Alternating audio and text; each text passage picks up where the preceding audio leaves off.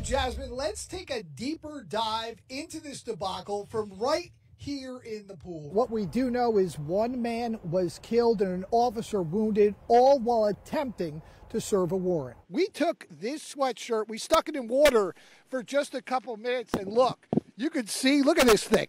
It is as stiff as a board. They tell us numerous players have been expelled, others suspended, and the head coach fired. 37% of Republican voters say they're leaning towards voting for State Senator Doug Mastriano. We're standing inside one of the trailers for Mennonite Disaster Service that would be mobilized to Florida. The victim, 8-year-old Elijah Hawkins, was trapped on the second floor and needed to be rescued. Some of the people we spoke with are now looking for an alternative ending. 8 years, guys. What does this mean to be here right now, to be able to clinch that title, a sweep in the series? It means a lot. It means a world. Breaking news. They are still sweeping every single floor. I'm on Market Street here in Harrisburg, and it looks like a swimming pool. Police entered a bedroom and found a woman dead. They say they were taken to the hospital for minor injuries, and we're staying here to try to get a little bit more information. It was a chilling experience for Barbara Hummer. Before he leaves, I think he's going to shoot me.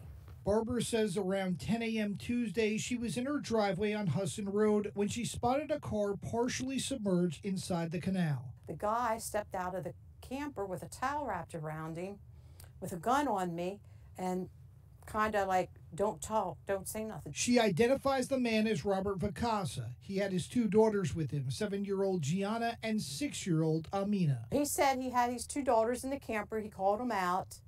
And then I said, well, if you just want clean, dry clothes, they're up at the house. Barbara even offered Vacasa both cash and her car to leave. He said, ma'am, I don't want your money and I don't want your car.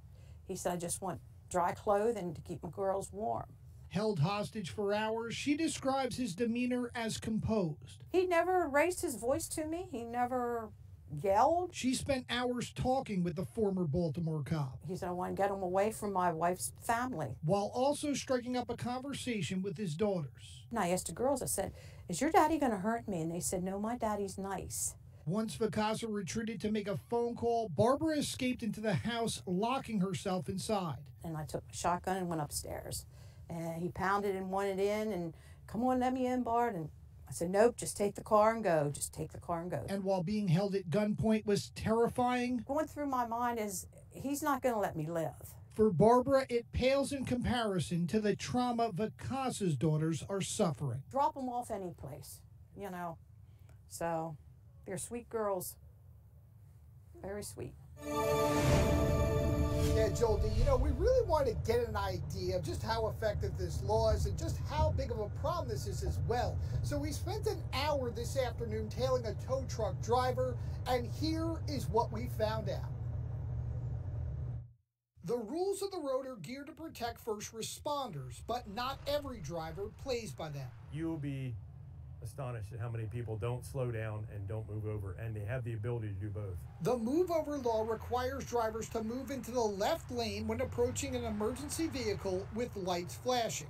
Earlier today, a roadside technician was struck and killed on Interstate 81. He's the 5th emergency responder killed in the past 9 months. To get a closer look at how many people failed to move over, we went with Jerry on 581, and here's what we found out. The first few cars, look, nobody budging. I've been out on calls with troopers where mirrors touch them, touch us. A few minutes later, more cars whizzing by, no signs of slowing down. It's depressing watching selfish drivers that won't slow down, move over, who are hitting first responders. But there were drivers who did pump the brakes or safely change lanes. In our unscientific research, about 70% of cars never budged. You don't have to move over. Slow down 20 miles an hour below the speed limit, move over if you can. According to Leahy, 21 emergency responders nationwide lost their lives while assisting others. You got firemen, you got ambulance, you got EMTs, and we're getting picked off left and right. And he's calling on police to step on the gas. The enforcement needs to be a little stronger, I think that the police should set up some stings. to hopefully put this problem in the rear view. First offense, 1,000, second offense, 1,500, third offense, and you lose your license. Now, police say while some people are knowingly breaking the law, they tell us there are still a lot of people out there who still don't even realize this law exists. 'Twas weeks before Christmas, This means like a lot to me. and all through Dick's Sporting Goods store, I don't even know what to say. York City underprivileged kids don't need to worry about gifts anymore. From a scale to 100 to like, I'd pick 1,000. Police partnering with Dick's to make a dozen children's holidays merrier and brighter. This was everything. This is what the holiday season is supposed to be about. 1, 2, 3. 12 kids chosen, 7 from Cornerstone Youth Home, which helps children battling homelessness. The neat part is they're all kids that weren't expecting a lot. But no kids stress getting coal in their stocking this season. It means a lot because we don't really get a lot for Christmas, but like it still counts. All the way down, cha-ching. Each one gifted $300 to find the best bargain. Some of our officers were like, man, that's more than I even set aside for my own kids. Some went practical, picking out new clothes and fresh kicks. I want like school shirts and stuff because I don't really have a lot. Others had visions of bikes and blades dancing in their heads. I like riding bikes. And while some spent the bread on themselves, I get rollerblades and football shoes. others played the role of Saint Nick. I like giving things to people, and I like giving things to my friends too. And with grins stretching from ear to ear, Forward, being able to do it as big as possible is what we wanted to be able to do. none of these kids fear getting Scrooged this year. Because it's amazing for them to do this for us. All right. Merry Christmas, sweetheart. Okay. There you go.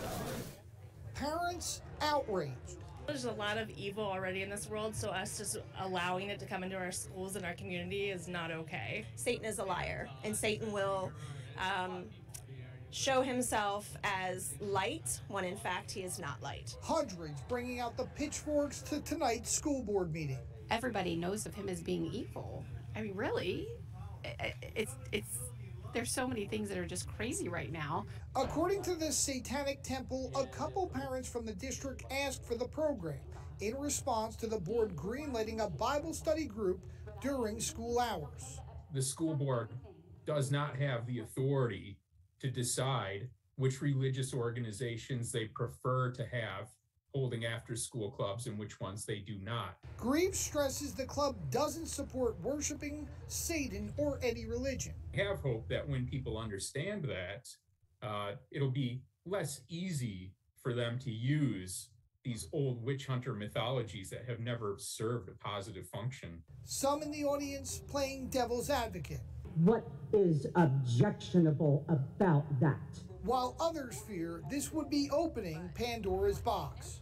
We allow this club to be on school premises. We're going to have others that are going to seek to be on school premises.